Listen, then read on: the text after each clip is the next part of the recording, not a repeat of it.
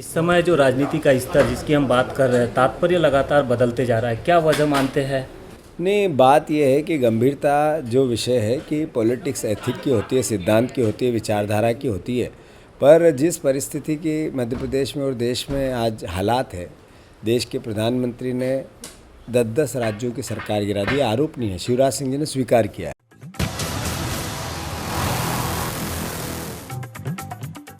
राजीव गांधी के पीरियड में एक कानून आया था, दल बदल कानून। उसके बाद से ये प्रक्रिया ज़्यादा पावर में दिख रहे हैं, मैं समझ में आ रही है। तो क्या कानून में बदलाव करने की ज़रूरत समझ में आ रही है, अमेंडमेंट की ज़रूरत लग रही है? बिल्कुल सही है। अगर दल बदल कानून का देश की संसद ने क्यों सहारा लिया था कि इससे पहले ऐसी घटनाएं ज़्यादा होती थी, फिर पनिशमेंट होने लगा, सदस्यता जाने लगी, उसके बाद फिर और प्रोसेस होने लगी। मैं मानता हूं इस पर सबको मिलकर एक राय बनाने की आवश्यकता है।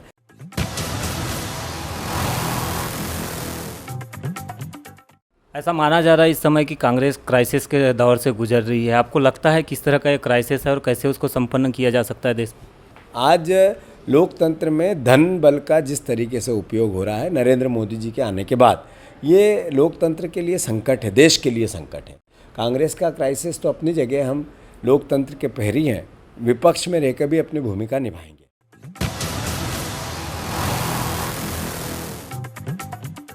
ये जो समस्या आपने गिनाई है, इसका समाधान आप कैसे निकालेंगे? कांग्रेस क्या नीति लेके अब जाएगी? नहीं, कांग्रेस पार्टी ने हमेशा से कहा अर्थव्यवस्था को चलन में लाना है, तो लोगों के हाथ में पैसा होना चाहिए, गरीब के हाथ में होना चाहिए। सबसे बड़ा अधिकार उस आम आदमी के पास होना चाहिए जो मत देता है। गरीब आदमी को लगना चाहिए सरकार मेरी है।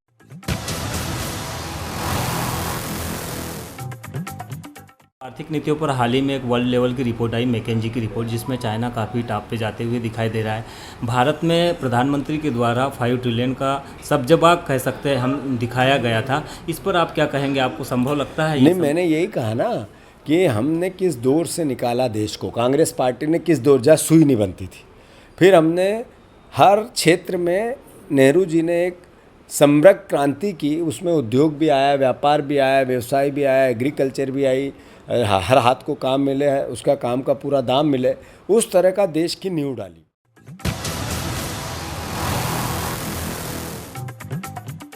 ट्राइबल राइट्स की बात हो रही है। हम देख रहे हैं कि आज भी आदिवासियों को जो संवैधानिक और लोकतांत्रिक अधिकार मिले, उसका पूर्णतः क्रियान्वयन नहीं हुआ है। अभी हम गौरव मना रही है हमारी सरकार, इसके लिए कांग्रेस के पास क्या रणनीति है? नहीं, कांग्रेस पार्टी में जैसे हमारी 15 महीने सरकार आई थी, हमने सबसे पहले आदिवासियों को, क्योंकि ये प्रदेश आदिवासियों का प्रदेश है, अधिकार है उनका, मैं मानता हूँ उन्हीं को सेंटर में लग के देश में जितना आदिवासी है टोटल, उसका 14% हमारे मध्य प्रदेश में है।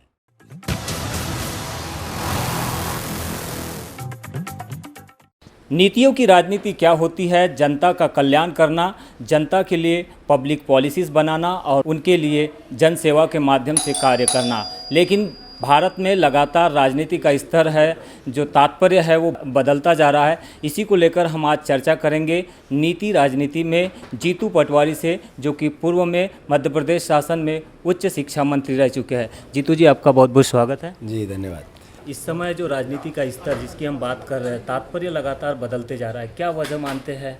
नहीं, बात यह है कि गंभीरता जो विषय है कि पॉलिटिक्स एथिक की होती है, सिद्धांत की होती है, विचारधारा की होती है।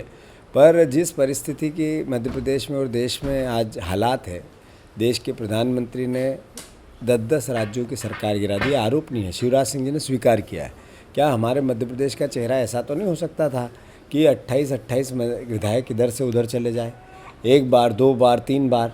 तो ये अपने आप में, जो वोट देता है वो अपने आप को ठगा महसूस करता है। जब ऐसा ही चला तो लोग क्यों जनता के बीच में जाते हुए या उनको अपनी नीतियां और विचार बता के लोगों से वोट मांगेंगे?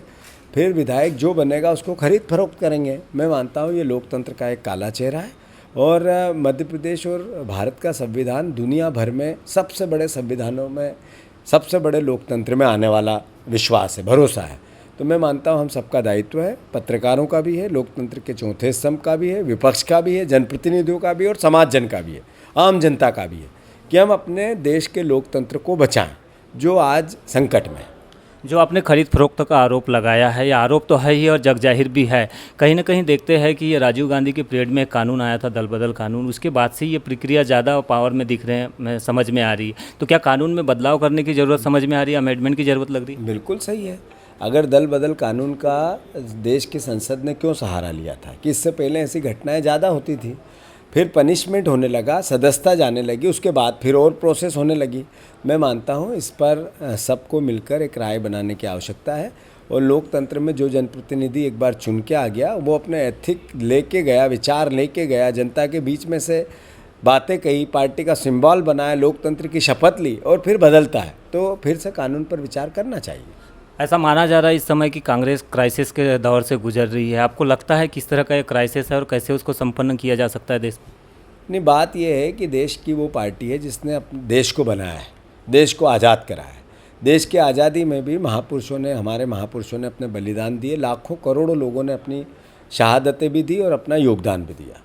ऐसे ही देश की उन्नति में भी हमारी कांग्रेस पार्टी के नेताओं ने अपनी शहादत भी दी और अपना योगदान भी दिया। आज लोकतंत्र में धन बल का जिस तरीके से उपयोग हो रहा है नरेंद्र मोदी जी के आने के बाद, ये लोकतंत्र के लिए संकट है, देश के लिए संकट है। कांग्रेस का क्राइसिस तो अपनी जगह, हम लोकतंत्र के प्रहरी हैं, विपक्ष में रहकर भी अपनी भूमिका निभाएंगे। मैं मानता हूँ कि ये हमारा धर्म भी, हमने देश बनाया है। आपने कहा, देश को कहा था कि मैं 70 साल में कांग्रेस देश को खा गई। 7 साल में 7 लाख करोड़ की संपत्ति, 70 लाख करोड़ की संपत्ति 7 लाख करोड़ में बेच दी। ये नरेंद्र मोदी जी ने किया। तो जो 70 लाख करोड़ की संपत्ति थी कांग्रेस ने ही तो बनाई थी 70 साल में। मैं मानता हूँ देश जानता है, देश समझता है, देश हमेशा कांग्रेस को बदलाव करके नए लोगों को अवसर भी देता है। अभी न मोदी जी को दिया, उसके पहले अटल जी को दिया था, उसके पहले मोरारजी देसाई की वो मिलीजुली सरकार को दिया था, वीपी सिंह जी को दिया था। फिर से कांग्रेस की ओर देश देखता है। अगली 2024 के जब चुनाव होंगे, देश में कांग्रेस की सरकार। ये जो समस्या आपने गिनाई है, इसका समाधान आप कैसे निकालेंगे? कांग्रेस क्या नीति लेके अब जाएगी? नहीं, कांग्रेस पार्टी ने हमेशा से कहा अर्थव्यवस्था को चलन में लाना है, तो लोगों के हाथ में पैसा होना चाहिए, गरीब के हाथ में होना चाहिए। सबसे बड़ा अधिकार उस आम आदमी के पास होना चाहिए जो मत देता है। गरीब आदमी को लगना चाहिए सरकार मेरी है। तो वे आर्थिक क्राइसिस मिटाने के प्रयास क्या हो। आपको अंदाज है इस देश की कितना बड़ा संकट है कि 1% लोगों के पास इस देश की 25% संपत्ति है, 10% लोगों के पास इस देश के 70% संपत्ति है। कल ही आंकड़े आए। तो और 50% संपत्ति विहीन लोग हैं जो रोज़ खाते हैं और रोज़ कमाते हैं। देश की ये हालात कर दिए नरेंद्र मोदी ने देश को कि सबसे विश्व में सबसे बड़ा बेरोजगार देश हमारा हो गया। राहुल गांधी जी कहते थे हमारा कंपटीशन है चाइना से। चाइना ने पिछले 3 साल में अपनी इकोनॉमी को 16 गुना बढ़ाया और हमारी इकोनॉमी पिछले 7 साल में जितनी थी उससे आधी हो गई।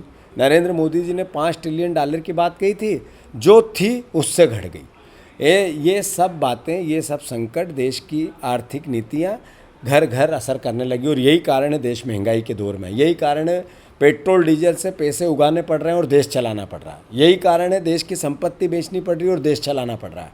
तो देश समझता है, देखता है और मैं मानता हूँ कि हाँ, घर घर इसका असर होने लगा है। 2024 में इससे बदलाव होगा। आर्थिक नीतियों की आपने बात की है, तो आर्थिक नीतियों पर हाल ही में एक वर्ल्ड लेवल की रिपोर्ट आई, मैकेंजी की रिपोर्ट, जिसमें चाइना काफ़ी टॉप पे जाते हुए दिखाई दे रहा है। भारत में प्रधानमंत्री के द्वारा 5 ट्रिलियन का सब्जबाग कह सकते हैं हम दिखाया गया था। इस पर आप क्या कहेंगे? आपको संभव लगता है? नहीं, मैंने यही कहा ना कि हमने किस दौर से निकाला देश को। कांग्रेस पार्टी ने किस दौर, जहाँ सुई नहीं बनती थी, फिर हमने हर क्षेत्र में, नेहरू जी ने एक समृद्ध क्रांति की, उसमें उद्योग भी आया, व्यापार भी आया, व्यवसाय भी आया, एग्रीकल्चर भी आई, हर हाथ को काम मिले, उसका काम का पूरा दाम मिले, उस तरह का देश की नींव डाली और देश उसी के सहारे आज तक आगे बढ़ा। मनमोहन सिंह जी ने देश की 4थे नंबर की इकोनॉमी देश की बना दी। हम चाइना के बाद ही थे, हम अब चाइना है जो दूसरे नंबर पे, पहले नंबर पे, फर्स्ट नंबर पे, और हमें 84 फ्लोर पे। ये मोदी जी के कारण हुआ। मैं क्रिटिसिज्म करूं, इससे देश का भला नहीं हो सकता। मैं मानता हूं कांग्रेस पार्टी हमेशा से सकारात्मक, उन्नतिशील सोच से आर्थिक व्यवस्था बनाई है। हम बनेंगे फिर सुधारेंगे। लास्ट सवाल मेरा जीतू जी आपसे, ट्राइबल राइट्स की बात हो रही है। हम देख रहे हैं कि आज भी आदिवासियों को जो संवैधानिक और लोकतांत्रिक अधिकार मिले उसका पूर्णतः क्रियान्वयन नहीं हुआ है। अभी हम गौरव मना रही है हमारी सरकार, इसके लिए कांग्रेस के पास क्या रणनीति है? नहीं, कांग्रेस पार्टी में जैसे हमारी 15 महीने सरकार आई थी, हमने सबसे पहले आदिवासियों को, क्योंकि ये प्रदेश आदिवासियों का प्रदेश है, अधिकार है उनका, मैं मानता हूँ उन्हीं को सेंटर में रख के देश में जितना आदिवासी है टोटल उसका 14% हमारे मध्य प्रदेश में है। सबसे ज़्यादा ज़िले हमारे मध्य प्रदेश में हैं। मैं मानता हूँ शिवराज सिंह जी इतनी गौरव की बातें, आदिवासी गौरव की बातें करते हैं। देश में टोटल क्राइम या अत्याचार अनाचार के आंकड़े आए हैं विश्व देश भर के आदिवासियों पे, उसमें 23-24% हमारे मध्य प्रदेश के आदिवासियों पे आए हैं। तो कांग्रेस पार्टी का मोटिव आदिवासियों को सेंटर रखकर मध्य प्रदेश के विकास का है। वो परिवार का साथी जिसका सबसे पहले अधिकार बनेगा वो आदिवासी है, इस प्रदेश का अधिकारी है, यहीं का मूल निवासी है। मैं मानता हूं कि कांग्रेस की सोच आज़ादी के बाद से आज तक आदिवासियों के उत्थान की रही है।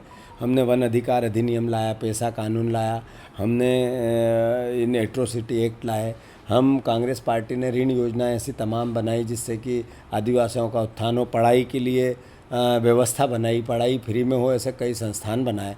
मैं मानता हूं कि वो सब बातें, शिक्षित कैसे हो मेरा आदिवासी परिवार का साथी, आर्थिक संपन्न कैसे हो, संगठित कैसे हो और अपने अधिकारों के लिए लड़े कैसे, ये व्यवस्था बनाने में कांग्रेस पार्टी, बाबा साहब भीमराव अम्बेडकर और भारत का संविधान, ये सब प्रयास पहले दिन से चालू किए थे। मैं समझता हूँ सतत चलती हुई प्रक्रिया आगे बढ़ेगी।